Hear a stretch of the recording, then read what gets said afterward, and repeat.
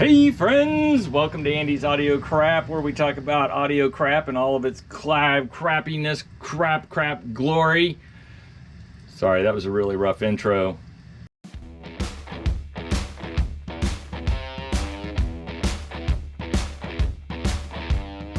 This is a Denon and a wonderful player. I got this cool new record that I just happened to find in like the dollar bin. And it sounds really great. It's like just a relaxing storm, and I found it to be really good record to test a system to judge whether or not it's actually making a realistic sounding reproduction, right? And anyways, that's that. If you have a chance to get one of those, go ahead and jump on it. Let's talk about this Denon. It is a DP11F, and they're labeled up here. You can't really see it from your vantage point, but it is called a microprocessor controlled fully automatic direct drive turntable system. DP11F. Has a lot going on here. And then down here, it's called a Denon Precision Audio Component Turntable System. And then up here, it's called electronically controlled tone armed. And then there's nowhere else. Oh, quartz lock. I forgot to mention, it's quartz lock. Anyways, this thing has labeling all over it. It looks like some kind of Indy race car with as many little labels as it has on it here and there. It is a flashy unit. It's lovely.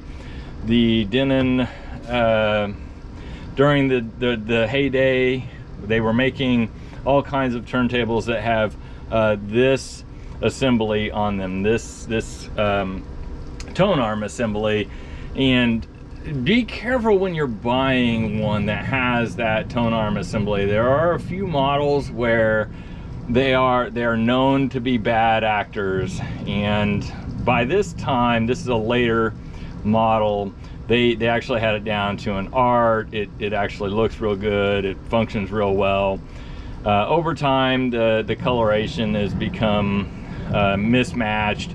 Still looks pretty good though, and it still behaves correctly. Now, if you are considering a Denon from this era of Denons, you do want to pay special attention to whether or not it's been recapped or not. And if it hasn't been recapped, and recap is basically you're just taking the capacitors out and putting new ones in. If it hasn't been done, I would not pay up for that one, no matter what condition it's in, and because you're gonna drop another 100, 200 getting it recapped. Now, if you're good at doing electronics, you can do it yourself. It'll be of minimal cost, and it's kind of a fun little exercise to recap something like this. Now, the bigger ones, like I have a 47F sitting over here behind me on the bench getting recapped, and it's a beast. It's a heavy turntable, it's big, there's a lot going on inside of it, and well, it's gonna cost more. So just bear that in mind when you're looking at these. If you're just looking for something for your study, this is absolutely beautiful, perfect for that case. Now, if you're looking at like a showpiece, the center of your system, maybe go a couple models up. I think there's a lot of these models actually. I'm not even gonna begin to spit off numbers here. Let's talk about the features of this one. It does have rubberized feet, so that helps isolate it a little bit. They're older, so they have lost all of their pliability. Not all, but they've lost a lot of their pliability. So it's really good to go ahead and put some felt pads on those in addition to what's already there. The good news is that it does have its feet.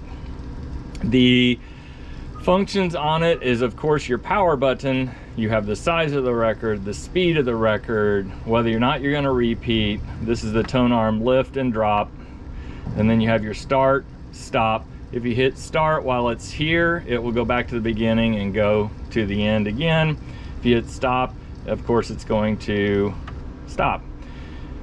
These are just absolutely fabulous models with very low maintenance when they're working.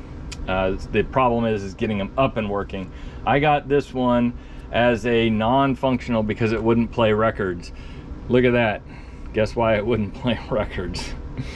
So it would not actually, the tone arm, if it's not allowed to drop far enough, it will just keep coming back up, assuming that it can't make contact with the record.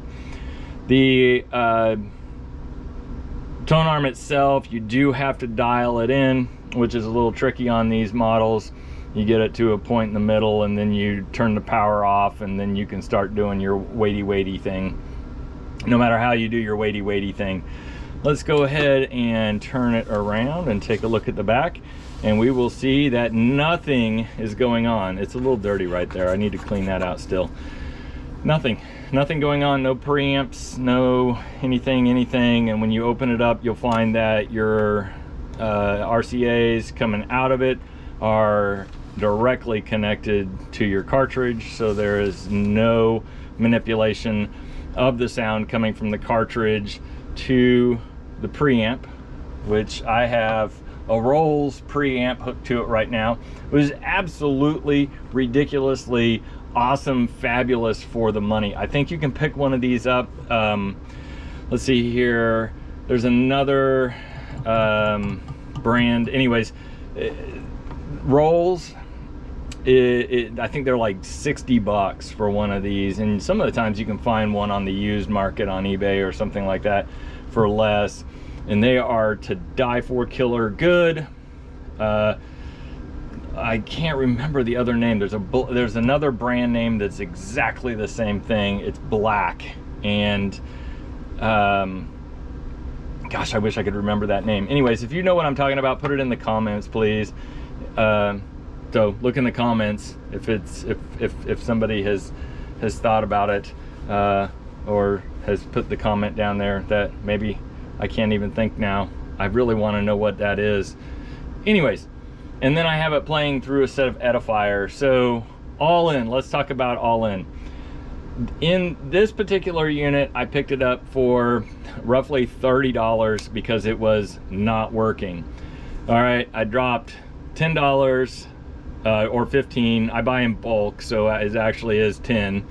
I buy in bulk the cartridges, and on here is a Facelli.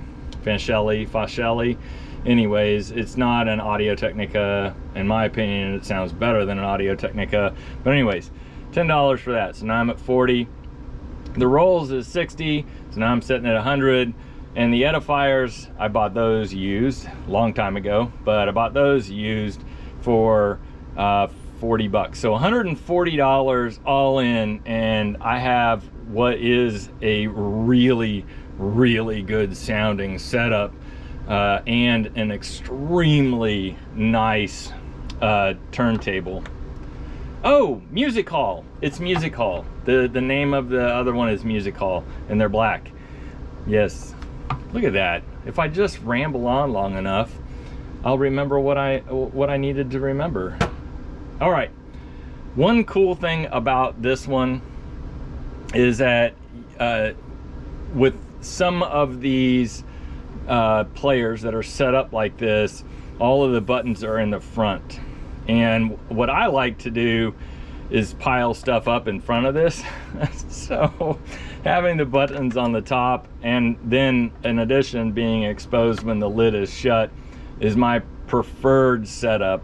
So this one actually might be staying with me. I'm not really sure. I have a really nice Sony that just came in, and I'm a Sony fanboy, and so I do want to swap out my main room where we only listen to 1 or 2 records a week at most. I really do want to swap that out, and this one's a pretty cool candidate. So what do you think? Should I keep it and swap out what I've got in there right now, which is a linear SL5? I really like the looks of this. This is pretty. All right, thanks for watching. Hope this was helpful. If you're trying to decide whether or not you want one of these, I'd say go buy it. Just be careful about that recapping thing. Don't buy one that needs recapped unless you want to recap it. Thanks for watching.